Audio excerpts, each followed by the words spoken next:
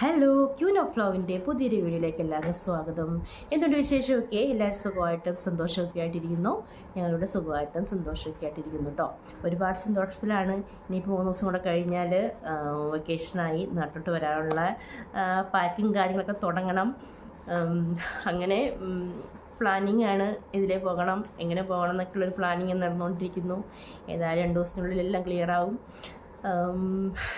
അങ്ങനെ അപ്പം ഇന്നത്തെ വീഡിയോ ഞാൻ കഴിഞ്ഞ ദിവസം ഞാൻ സ്ഥിരമായിട്ട് വാച്ച് ചെയ്യുന്ന ഒരു ചാനൽ, ആ ചാനലിൽ ആ കുട്ടി ഇട്ട വീഡിയോ ഞാൻ ഇങ്ങനെ കാണുകയാണ് കേട്ടോ.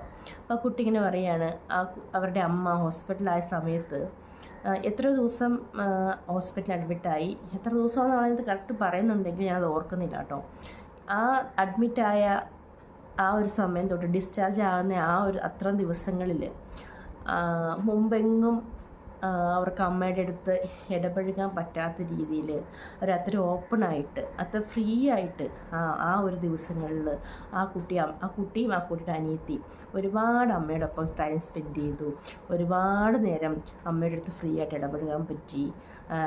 അമ്മയോട് കൂടെ അടുക്കാനായിട്ട് സാധിച്ചു. അങ്ങനെയൊക്കെയുള്ള കുറേ കാര്യങ്ങൾ ഈ കുട്ടി ഇങ്ങനെ പറയുവാണ് കേട്ടോ.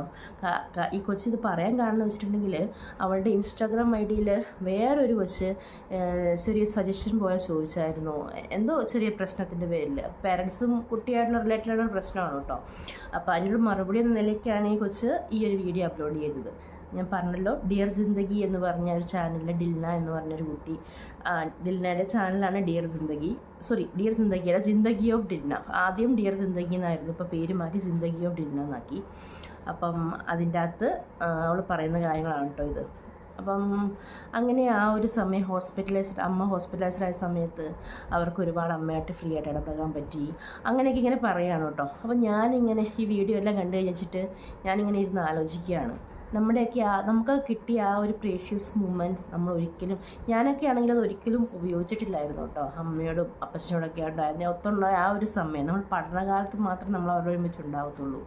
ഒരു സമയത്ത് പഠനം കഴിഞ്ഞാൽ നമ്മൾ ഉറപ്പായിട്ടും പല മേഖലകളിലോട്ട് തിരിഞ്ഞു പോകും.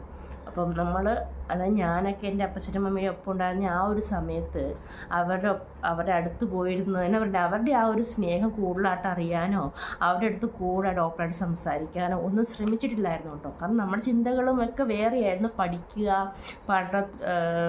പഠനത്തിന് പുറകെ പോവുക, അങ്ങനെയൊക്കെയുള്ള ചിന്തകളായിരുന്നതുകൊണ്ട് ഞാൻ കൂടുതലായിട്ടും പാരൻസിൻ്റെ ആ ഒരു പുറകെ നടന്നില്ല, അങ്ങനെയൊന്നും സമയം കണ്ടെത്തിയിട്ടുണ്ടായിരുന്നില്ല. പിന്നെ എന്നാ പറയുക, ഇവളിങ്ങനെ ഈ വീഡിയോ ഷെയർ ചെയ്തപ്പോൾ ഞാനിങ്ങനെ ഇരുന്ന് ആലോചിച്ചു, ദൈവമേ എത്രയോ നല്ല നിമിഷങ്ങളാണ് ഞാൻ പാഴാക്കി കളഞ്ഞത് എന്നൊക്കെ. എന്നെപ്പോലെ ഇപ്പോഴും ഉണ്ടാവും കേട്ടോ കുട്ടികളൊക്കെ. അപ്പോൾ ഇത് കേൾക്കുന്ന എന്നെപ്പോലെയുള്ള കുട്ടികൾ ആരിലൊക്കെ ഉണ്ടെങ്കിൽ പാരൻസിൻ്റെ അടുത്തൊക്കെ ഒരുമിച്ച് ഇപ്പോൾ പഠിക്കുന്ന സമയമൊക്കെ ആണെങ്കിൽ അവരോടൊപ്പം ഒരുമിച്ചിരുന്ന് കളിച്ച് കിട്ടുന്ന സമയമൊക്കെ അവരോടൊപ്പം സ്പെൻഡ് ചെയ്ത് അവർക്ക് സന്തോഷം പകർന്ന രീതിയിൽ സംസാരിച്ച് ഒക്കെ അവരെ പറ്റാവുന്നത്ര രീതിയിൽ അവരെ വിഷമിപ്പിക്കാതെ അവരുടെ കൂടെ ജീവിതം മുന്നോട്ട് നയിക്കാൻ ശ്രമിക്കുക. നമുക്ക് കിട്ടാത്ത ആ ഒരു ഭാഗ്യം, കിട്ടാത്തതല്ല, നമ്മളത് പ്രയോജനപ്പെടുത്തിയില്ല എന്നുള്ളതാണ് ഒരു കാര്യം. അതിപ്പോഴത്തെ ഇങ്ങനെ കാണുന്ന കുട്ടികൾ ആരെങ്കിലുമൊക്കെ ഉണ്ടെങ്കിൽ അത് പരമാവധി പ്രയോജനപ്പെടുത്തുക കേട്ടോ. പിന്നെ എനിക്ക് അതിപ്പം ഞാനിങ്ങനെ ഇവളുടെ ഈ വീഡിയോ ഒക്കെ കണ്ടു കഴിഞ്ഞ ശേഷം പിന്നെ അത് തന്നെയായിട്ടോ എൻ്റെ മനസ്സിൽ, ദൈവമേ എത്ര നല്ല നിമിഷങ്ങളായിരുന്നു ഞാൻ പാഴാക്കി കളഞ്ഞത്. ഇനിയിപ്പം ആലോചിച്ചിട്ട് കാര്യമില്ല. കാരണം എൻ്റെ വീഡിയോ ഞാൻ യൂട്യൂബ് ചാനൽ തുടങ്ങിക്കഴിഞ്ഞ് ആദ്യം മുതൽ അപ്ലോഡ് ചെയ്യുന്ന വീഡിയോ ഒക്കെ കണ്ടുവരുന്നവർ, ആദ്യം തൊട്ട് അപ്ലോഡ് ചെയ്ത വീഡിയോ തൊട്ട് ഇപ്പം ഈ ഒരു വീഡിയോ വരെ കണ്ടിന്യൂസ് ആയിട്ട് കണ്ടുവന്നവർക്കൊക്കെ അറിയാം എൻ്റെ ജീവിതത്തിൽ നടന്ന ചില വിഷമിക്കുന്ന കാര്യങ്ങൾ, കല്യാണത്തിന് മുന്നേ ഉണ്ടായ ചില കാര്യങ്ങൾ. അപ്പോൾ അതൊക്കെ കണ്ടവർക്ക് ഈ വീഡിയോയ്ക്ക് മനസ്സിലാവും എന്തുകൊണ്ടാണ് നമുക്കിനി ആ ഒരു നിമിഷം എന്നാ പറയണ്ടേ, എനിക്ക് കിട്ടത്തില്ല എന്ന് ഞാൻ പറയാനുള്ള കാരണമെന്ന്. അപ്പം ഞാനങ്ങനെ ഇതൊക്കെ ഇങ്ങനെ ഓർത്തിങ്ങനെ അന്നത്തെ ദിവസം കടന്നു കേട്ടോ. അങ്ങനെ ദിവസം കടന്ന് പിന്നെ സാധാരണ ഒരു ദിവസം ഒരു ഡേ സ്റ്റാർട്ട് ചെയ്യുന്നത്, ഞങ്ങൾ സാധാരണ 5:30 ആകുമ്പോൾ എഴുന്നേക്കും ഞാനും ഷിജോയും. അപ്പോൾ 5:30 ആകുമ്പോൾ സാധാരണ എഴുന്നേറ്റ് ഞങ്ങളുടെ ഡേ സ്റ്റാർട്ട് ചെയ്യുന്നത് നമ്മുടെ ഒരു പ്രാർത്ഥനയിലൂടെയാണ്. 15 മിനിറ്റ് പ്രാർത്ഥന, കൃപാസന മാതാവിൻ്റെ ഒരു 15 മിനിറ്റ് പ്രാർത്ഥന, അത് ചൊല്ലിയാണ് ഞങ്ങളെ ദിവസം ഞങ്ങൾ സ്റ്റാർട്ട് ചെയ്യുന്നത് കേട്ടോ. അപ്പോൾ സാധാരണ 5:30 ആകുമ്പോൾ എഴുന്നേക്കും. 5:30 ആകുമ്പോൾ എഴുന്നേറ്റാലേ എനിക്ക് കറക്റ്റ് ആ ഒരു ടൈമിങ്ങിൽ എല്ലാ കാര്യങ്ങളും ചെയ്ത് തീർക്കാൻ പറ്റത്തുള്ളൂ. അങ്ങനെ ഇല്ല ഈ കുഞ്ഞിൻ്റെ ഈ വീഡിയോ ഒക്കെ കണ്ട് എൻ്റെ മനസ്സ് മുഴുവൻ ഇതായിരുന്നു കേട്ടോ. കിടക്കുമ്പോഴൊക്കെ അങ്ങനത്തെ ചിന്തകളും കാര്യങ്ങളൊക്കെ ആയിരുന്നു. എന്ന് വെച്ചിട്ട് ഞാനിങ്ങനെ ഉറങ്ങി പിറ്റേ ദിവസം രാവിലെ പിന്നെ ഇങ്ങനെ ഞാനും എഴുന്നേറ്റില്ല, ഷിജോയും എഴുന്നേറ്റില്ല. ഞാൻ ആ ഒരു സമയത്തൊക്കെ 5:30 ആ ഒരു സമയത്തൊക്കെ നല്ല എൻ്റെ മനസ്സിനെ അത്രയ്ക്ക് സന്തോഷിപ്പിക്കുന്ന രീതിയിലുള്ളൊരു സ്വപ്നം ഇങ്ങനെ കാണുകയാണ് കേട്ടോ. ഞാൻ പറഞ്ഞല്ലോ, എൻ്റെ മമ്മി മരിച്ചിട്ട് ഇത്ര വർഷമായി, അതായത് 15 വർഷമായി മമ്മി ഞങ്ങളെ വിട്ടു പോയിച്ചിട്ട്. ഈ 15 വർഷത്തിനിടയ്ക്ക് എൻ്റെ സ്വപ്നത്തിൽ ഇതുവരെയും മമ്മി വന്നിട്ടില്ലെന്നുള്ളതാണ് കേട്ടോ. എൻ്റെ മമ്മിയുടെ എൻ്റെ അപ്പച്ചൻ പറയും, മേരി, മമ്മിയുടെ വയസ്സ് മേരി എന്നാണ്, മേരി സ്വപ്നത്തിൽ വന്നു കൊച്ചേ ഇങ്ങനെ മേരീനെ സ്വപ്നം കണ്ടു. എൻ്റെ ചേച്ചി പറയും മമ്മീനെ സ്വപ്നം കണ്ടു. മമ്മിയുടെ ചേച്ചിയും മമ്മിയുടെ അനിയത്തിയൊക്കെ പറയും, എന്നെ അടുത്ത് വിളിക്കുമ്പം പറയും, കൊച്ചെ എന്നെ കൊച്ചെന്നാണ് കേട്ടോ വിളിക്കുന്നത് വീട്ടിൽ, കൊച്ചി ഇങ്ങനെ സ്വപ്നങ്ങൾ കാണും, ഞാൻ മേരീനെ സ്വപ്നം കണ്ടു എന്നൊക്കെ ഇടയ്ക്ക് ഇങ്ങനെ പറയുമ്പോൾ എൻ്റെ അടുത്ത് ഇങ്ങനെ പറയും, ഞാൻ ഇതേനെ എൻ്റെ സ്വപ്നത്തിൽ മാത്രം മമ്മി വരാത്തെ.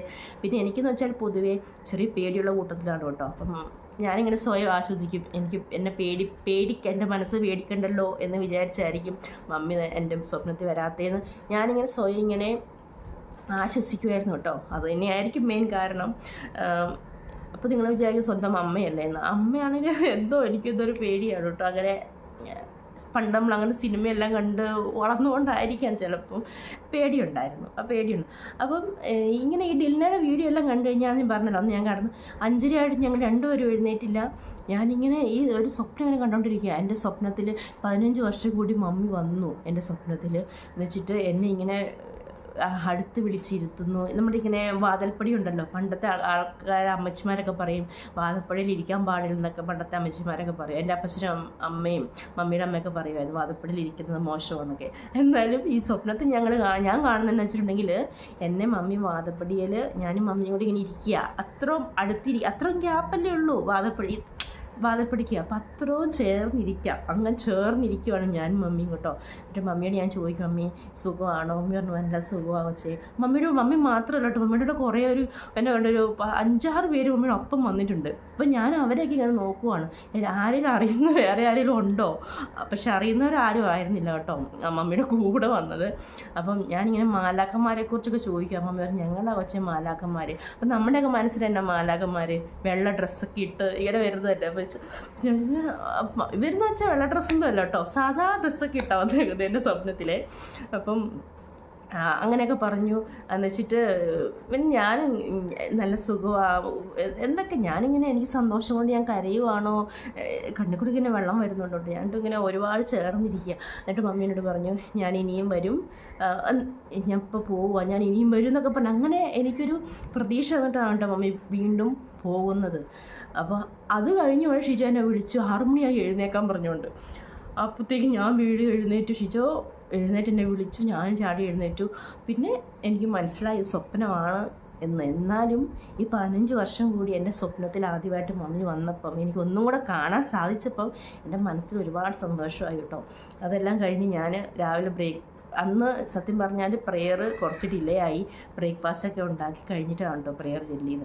അപ്പോൾ അന്ന് ബ്രേക്ക്ഫാസ്റ്റൊക്കെ ഉണ്ടാക്കി ഇങ്ങനെ ഭക്ഷണം കഴിക്കുന്ന സമയത്ത് ഞാൻ ഷിജോയോട്ട് ഷിജയെ ഇങ്ങനെ ഒരു സ്വപ്നം കണ്ടു എന്നൊക്കെ പറഞ്ഞു. അപ്പോൾ ഷിജോയ്ക്ക് എന്തോ ഒരു സന്തോഷം പോലെയൊക്കെ ആയിരുന്നു കേട്ടോ മുഖത്ത്.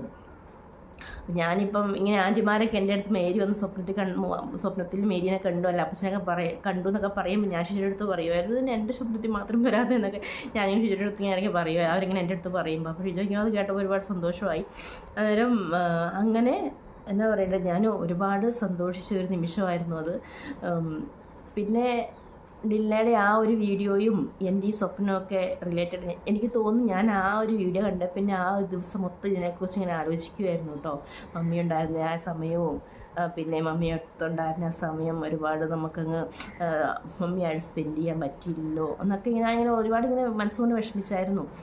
പിന്നെ അത് മാത്രമല്ല എൻ്റെ ഡെലിവറി ടൈമിലൊക്കെ ആണെങ്കിൽ ഞാൻ ഒരുപാട് മമ്മീനെ മിസ് ചെയ്തിട്ടുണ്ടായിരുന്നു കേട്ടോ. ഡെലിവറി ടൈം എന്ന് വെച്ചിട്ടുണ്ടെങ്കിൽ ആദ്യത്തെ 1 മാസം തൊട്ട് 9 മാസം വരെ എനിക്ക് കണ്ടിന്യൂസ് ഛർദി. 2 ഡെലിവറിക്കും അങ്ങനെയായിരുന്നു കേട്ടോ. എനിക്ക് എന്താ പറയണ്ട ഒരു പണിയും ചെയ്യാം. ആദ്യത്തെ ഡെലിവറിക്ക് എന്ന് പറഞ്ഞാൽ ഹോസ്പിറ്റലിൽ കൂടെ അഡ്മിറ്റ് ആക്കിയായിരുന്നു. അത്ര ഛർദിച്ച് ആദ്യ ഡെലിവറി ബാംഗ്ലൂർ വെച്ചായിരുന്നു. അപ്പോൾ ഷിജോ ഞാനെന്ന് വെച്ചിട്ടുണ്ടെങ്കിൽ പിന്നെ ഞാൻ പ്രഗ്നൻ്റ് ആ ഒരു സമയം തൊട്ട് എനിക്ക് ഛർദി തുടങ്ങിയതുകൊണ്ട് ഞാൻ സ്കൂളിൽ പോക്ക് വരെ വേണ്ടെന്ന് വെച്ചായിരുന്നു കേട്ടോ. ഞാൻ റിസൈൻ ചെയ്തു സ്കൂളിൽ നിന്ന്. ഞാൻ ബാംഗ്ലൂർ വർക്ക് ചെയ്യുന്നുണ്ടായിരുന്നു ആ ഒരു സമയത്ത്. അപ്പം ഛർദി കണ്ടിന്യൂസ് ആയതുകൊണ്ട് എനിക്ക് സ്കൂളിൽ പോയിട്ട് നിൽക്കാനോ ഇരിക്കാനോ പറ്റാത്തൊരവസ്ഥയായിരുന്നു. ഞാൻ അവസാനം റിസൈൻ ചെയ്തു. പിന്നെ അങ്ങനെ ജോലി വരെ ഉപേക്ഷിച്ച ആ ഒരു സമയം. പിന്നെ ഷിജോ വീട്ടിലുണ്ടാകുന്ന സമയം എനിക്ക് ഒരുപാട് ആശ്വാസം. ഷിജോ എൻ്റെ കുഞ്ഞുപോലെ, ഷിജോ സ്കൂളിൽ പോകാത്ത സമയങ്ങളിലൊക്കെ, അവധിയുള്ള സമയങ്ങളിലൊക്കെ, പിന്നെ സ്കൂൾ വിട്ട് വരുന്ന സമയങ്ങളിലൊക്കെ എന്നെ നന്നായിട്ട് തന്നെ എന്നെ കെയർ ചെയ്തു.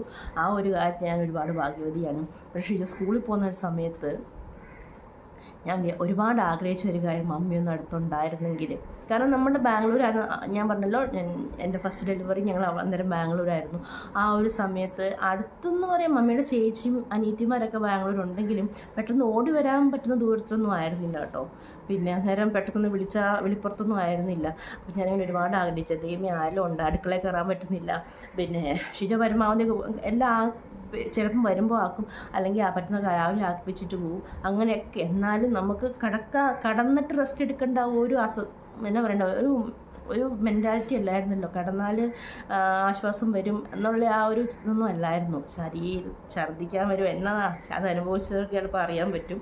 അപ്പോൾ അങ്ങനത്തെ ഒരു അവസ്ഥയെക്കൂടെ ഞാൻ ആ 9 മാസം അങ്ങനെ കിടന്നു. അത് ഒരുപാട് മമ്മീനെ മിസ് ചെയ്തായിരുന്നു കേട്ടോ.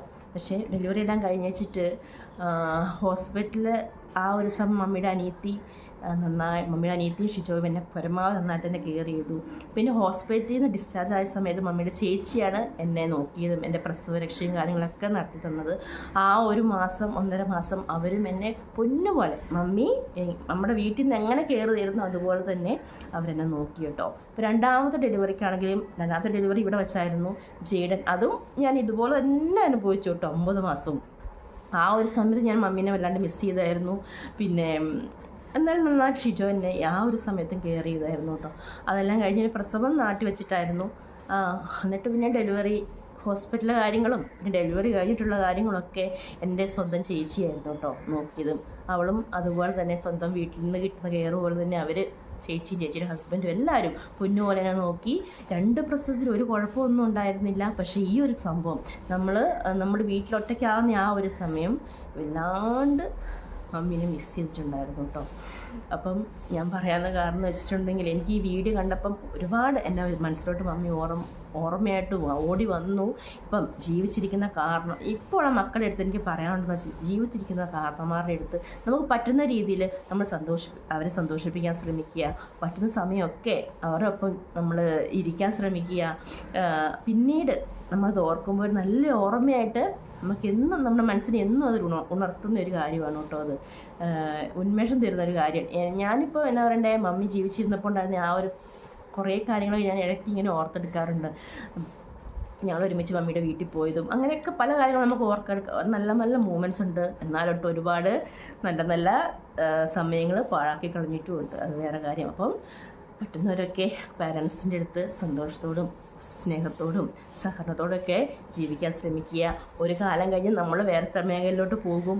പിന്നെ അവരായി പപ്പായും മമ്മിയും ഒറ്റയ്ക്കാവും, നമ്മൾ വേറെ മേഖലയിലാവും. പിന്നീട് അവരോടൊപ്പം താമസിക്കണം, അല്ല അവരുടെ അടുത്ത് പോയി നിൽക്കണം എന്ന് വിചാരിച്ചാൽ നമുക്ക് പറ്റുന്ന കാര്യം അല്ലാത്തൊരു ലിമിറ്റ് ഉണ്ടാകും. ആ ഒരു സമയത്ത് നമുക്ക് പറ്റത്തില്ല. അപ്പോൾ കിട്ടുന്ന സമയം പാഴാക്കാതെ പ്രയോജനപ്പെടുത്തുക എന്ന് മാത്രമേ ഉള്ളൂ.